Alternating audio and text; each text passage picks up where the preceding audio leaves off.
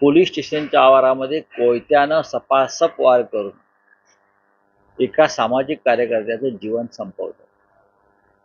बीडचा जो म्हणतोय बिहार झालेला आहे आणि तिथे कोणाचे लक्ष नाही, बीडच्या जनतेला वाऱ्यावर सोडलाय. काय करतायत देवेंद्र फडणवीसजी? अर्बन नक्षलवाद मोडून काढतायत, अशी बीडचा दहशत लक्तरा काढत बाहेर काढलेला. हा एक खून तो पचला नाही आणि म्हणून 38 खून उघड झाले.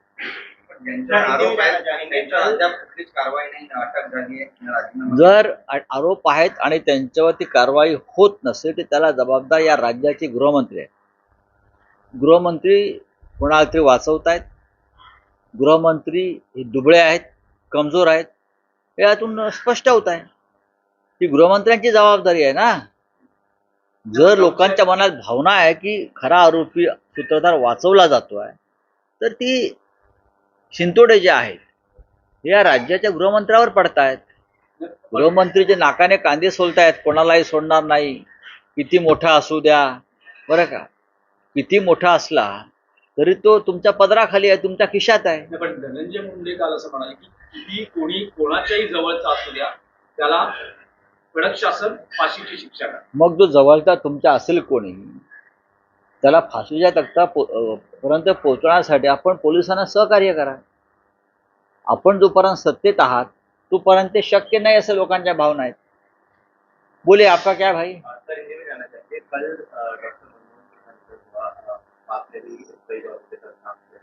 हमने उनके साथ काम किया है. डॉक्टर मनमोहन सिंह जी एक ऐसी शख्सियत थी जिन्होंने देश पर नहीं, देश के जनता के दिलों पर राज किया.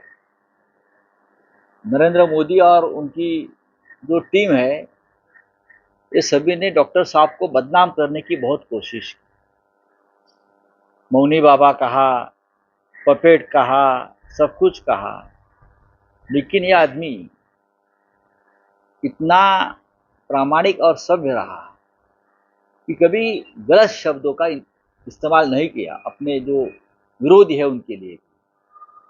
क्या क्या कहा मोदी जी ने कि रेनकोट डालकर कैसे स्नान करना है, ये मनमोहन सिंह से सीखे. इस प्रकार का इस्तेमाल, शब्दों का इस्तेमाल किया और बहुत कुछ किया.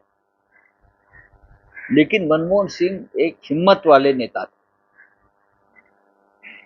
हिम्मत वाले इसलिए थे कि उनके कार्यकाल में 250 से भी ज्यादा बड़ी बड़ी वार्तालाप, प्रेस कॉन्फ्रेंस पूरे विश्व में लेने की हिम्मत मनमोहन सिंह साहब ने दिखाई है. सभी प्रश्नों का जवाब देते थे, लोगों से डायलॉग करते थे.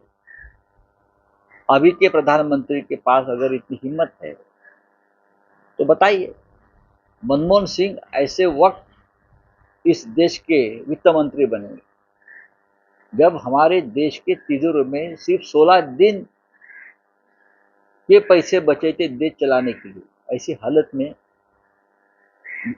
नरसिंह जी ने मनमोहन सिंह जी को वित्त मंत्री बनाया और ये डॉक्टर अर्थशास्त्र के देश को इस कबाड़े से बाहर निकाला. और आज जो हम इतनी बुरी हालत में भी 10 साल में जो बुरी हालत की अर्थव्यवस्था की ये सरकार ने, फिर भी हम टिके हैं और 2 वक्त की रोटी खा रहे हैं. देश बचा है, उसका योगदान जो है वो मिस्टर हमारे डॉक्टर मनमोहन सिंह साहब को है. अगर मनमोहन सिंह 10 साल पहले नहीं होते तो आज देश भी हमारा कबाड़े में जाता. तो इसलिए, और ये जो है अन्न सुरक्षा कायदा, food protection bill, Modi ji इतने लोगों को देते हैं फ्री में खाना और क्रेडिट लेते हैं, गरीबों को खाना दे रहे हैं. उसके तो असली करते धरते तो डॉक्टर सिंह साहब है. फूड प्रोटेक्शन बिल किसने लाया? मनरेगा किसने लाई? सिंह साहब का योगदान। अब भूलो मत, अगर सिंह साहब नहीं होते तो ये देश नहीं रहता 10 साल में। मोदी जी की लीडरशिप में भी ये देश नहीं रहता। ये सब डॉक्टर सिंह साहब का, मनमोहन सिंह साहब का योगदान है।